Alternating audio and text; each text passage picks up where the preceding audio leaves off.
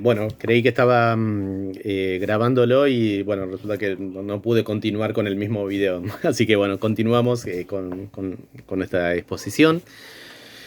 Bueno, otra de las consecuencias que tenía esa manera de enseñar, y tenía que ver con esto que señalábamos recién, ¿no? De las fotografías siniestras, es que eh, había algo como en el imaginario social respecto de que había algo malo en el sexo. El sexo nunca estaba vinculado con el placer. O si estaba vinculado con el placer, inmediatamente venía una idea de culpa, ¿no? Y no solamente me refiero al acto sexual, sino también en cierta forma a las relaciones afectivas, ¿no? Muchas cuestiones referidas a los cambios en el cuerpo durante la adolescencia parecían como una especie de secreto, ¿no? Había como subterfugios, maneras de referirse a ellas como con metáforas, ¿no?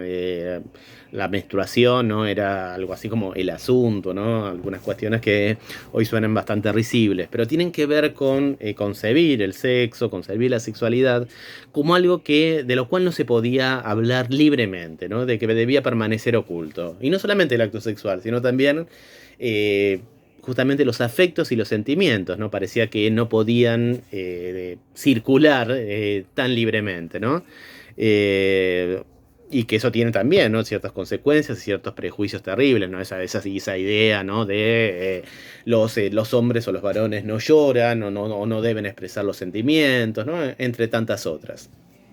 Bueno, justamente que comenzar a percibir la sexualidad como la que articula aspectos biológicos, pero también afectivos, sociales y culturales, implica pensar la sexualidad como todo aquello que soñamos, pensamos, vivimos y sentimos, ¿no? Este es un margen más amplio para poder pensar la sexualidad y además es un margen más cuidadoso y más amoroso.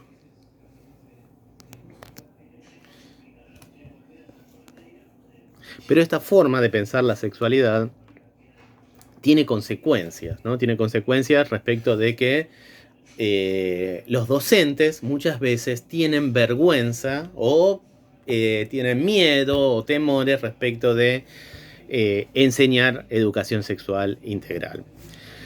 Primero, bueno, alejarnos del paradigma genital y biológico ahuyenta bastante de estos temores, ¿sí? O sea, una cuestión que hay que tener en cuenta es que no solamente desde biología, ¿no? Se hace educación sexual integral, sino que se hace y se aborda desde todas las materias.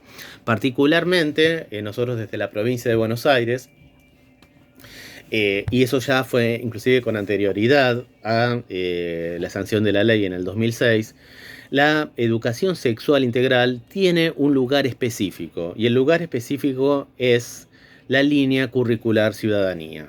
Porque la educación sexual integral, más que nada, ¿sí? Antes que nada, mejor dicho, tiene que ver con derechos y con obligaciones, ¿sí? Y sobre todo con derecho a la educación sexual integral, al placer sexual, a una sexualidad libre, ¿sí? Con un derecho a una igualdad de género, con el derecho a que las diferentes sexualidades, diferentes a las heteronormativas, circulen, las expresiones circulen, los sentimientos circulen, ¿sí? Entre tantas otras.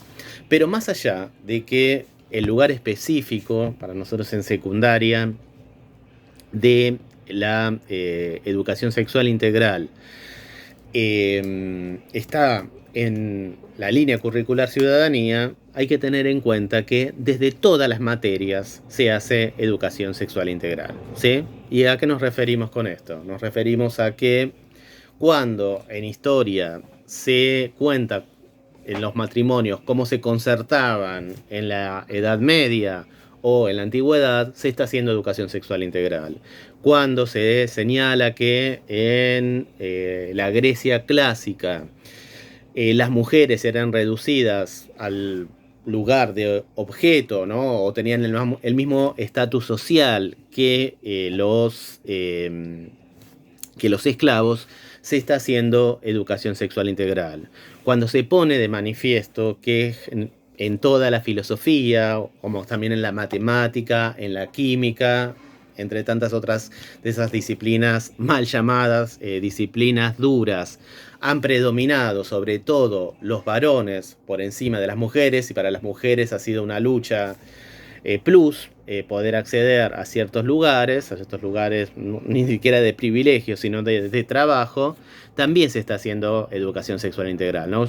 Entonces, una de las maneras también de enseñar educación sexual integral tiene que ver, por ejemplo, podemos citar muchos ejemplos, ¿no? Pero en filosofía, ¿no? Si uno piensa en filosofía y uno le preguntan cuáles son los filósofos, lo primero que uno piensa es en Platón, en Aristóteles, en Sócrates, en Epicuro, pero nunca piensa, ¿no?, en una filósofa que ha contribuido muchísimo al campo de la filosofía, como es Hipatía, ¿no?, en la antigüedad griega. Cuando uno piensa en matemática, piensa también como en la Edad Media muchísimas mujeres tenían que trasvestirse para poder estudiar matemáticas, ¿sí? Bueno, además Hipatía fue una matemática genial, ¿sí? Hay una película de Alejandro Amenábar que se llama Ágora, que recrea, ¿no?, la vida y las luchas, ¿no?, de Hipatía. Cuando uno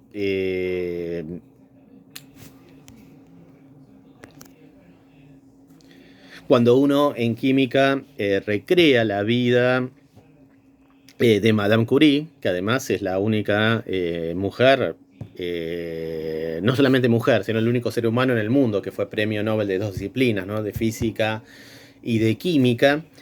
Cuando uno en química enseña sobre la vida de Madame Curie, está haciendo educación sexual integral también, ¿sí? Educación sexual integral se hace siempre, se hace por acción o por omisión. También cuando no se enseña, ¿no?, que existió Hipatía, que existió Madame Curie, cosa que, bueno, que es bastante dificultoso, también se está haciendo educación sexual integral. Cuando desde literatura uno también, ¿no?, muestra las dificultades de las mujeres por poder alcanzar un lugar dentro del campo literario, ¿no? El caso, por ejemplo, de Alfonsina Storni o de Emma de la Barra, ¿no?, que una de las primeras novelistas argentinas, una novela fabulosa que además se la recomiendo, que se llama Estela, ¿sí?, de principios del siglo XX, la tiene que publicar bajo el seudónimo de César Duayen, ¿sí?, porque estaba mal visto que una mujer fuera literata.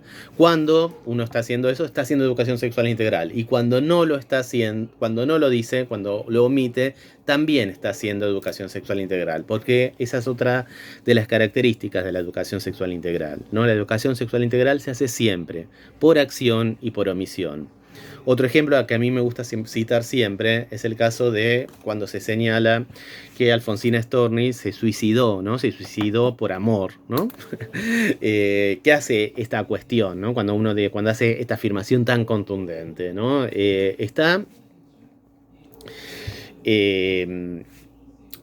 amparando o está legitimando ciertos prejuicios que construyeron cierto imaginario social, ¿no? Es muy eh, eh, es muy útil al poder hegemónico y al poder patriarcal señalar que Alfonsina fue una mujer que en los últimos años de su vida dedicó unas cuantas poesías al mar y a la muerte, y que un día hizo carne todo ese romanticismo, ¿no?, y decidió sumergirse lentamente en el mar. Pero bueno, ¿qué hace eso? Por un lado, sumerge en el mar otras luchas en las cuales se cifró la vida de Alfonsina, ¿no? Y además que científicamente no está bien, ¿no? Sabemos que el suicidio no tiene una sola causa, ¿no? El suicidio es multicausal. Pero lo que hace esto es oscurecer, ¿no?, o sumergir en el mar otras luchas en las cuales, como decíamos antes, se cifró la vida de Alfonsina, ¿no? Alfonsina fue una gran romántica, ¿sí? Esa loca romántica que quieren a veces, o que parecería que es la que trascendió para la historia, pero que también fue una mujer que denunció todas las injusticias, tanto en el plano laboral como el afectivo, como respecto de los prejuicios sociales, respecto del sistema patriarcal, ¿no? De los varones sobre las mujeres, ¿no? Hay poesías en ese sentido muy significativas, ¿no? Una es Tú me quieres blanca, ¿no? Esa poesía justamente que le reclama a esa sociedad patriarcal que le concede a los varones ciertos privilegios en el ámbito de lo sexual y a las mujeres las quiere conservar castas y puras y vírgenes, ¿sí? Otra es una metáfora que utilizó terrible, ¿no? Para esa manera en que los varones dominan a las mujeres, que es la metáfora del hombre pequeñito, ¿no? Que quiere mantener a las mujeres en la jaula, y otras luchas también que tuvieron que ver con las luchas por los derechos cívicos, por los derechos políticos de las mujeres, ¿no? Entre tantos otros, ¿no? Sabemos que también fue una gran defensora del sufragio femenino. Esto para señalar esto, ¿no? Y para alejarnos de ese paradigma. La educación sexual no se puede hacer desde una sola materia, se hace desde múltiples materias. Desde matemática, como decíamos antes, no solamente se hace a partir de la historia interna de la disciplina, sino que también se puede hacer a partir de analizar estadísticamente, hacer barras de cuadros, cuadros gráficos, entre tantos otros, respecto de cómo aumentan los femicidios o cómo se desarrollan los femicidios o la violencia de género o las situaciones de violencia en los noviazgos. Ahí también se está haciendo educación sexual integral. Se hacen los cuadros, se analizan los números y después se hace también porque matemática no es solamente lo cuantitativo, sino que también tiene que ver con un análisis cualitativo. Después se dialoga, se discute, se habla sobre aquellos datos, ¿no? Ahí también desde matemáticas podemos estar haciendo educación sexual integral.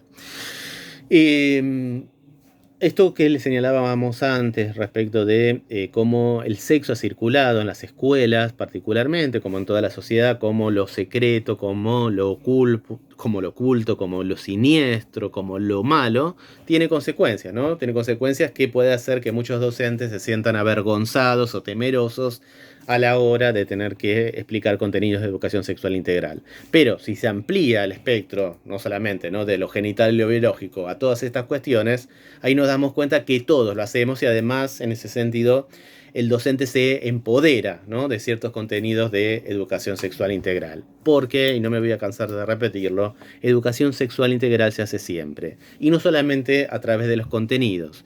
Educación sexual integral se hace también a partir de la manera en que se distribuyen los roles, ¿no?, que muchas veces es de manera estereotipada para varones y para mujeres en las instituciones, a partir de las reglamentaciones, ¿no? Sabemos que muchas veces se les concede, ¿no?, a los varones que puedan ir en short a las clases de educación física, pero no a las mujeres, y a las mujeres siempre se les está mirando a ver hasta dónde le tiene que llegar la pollera.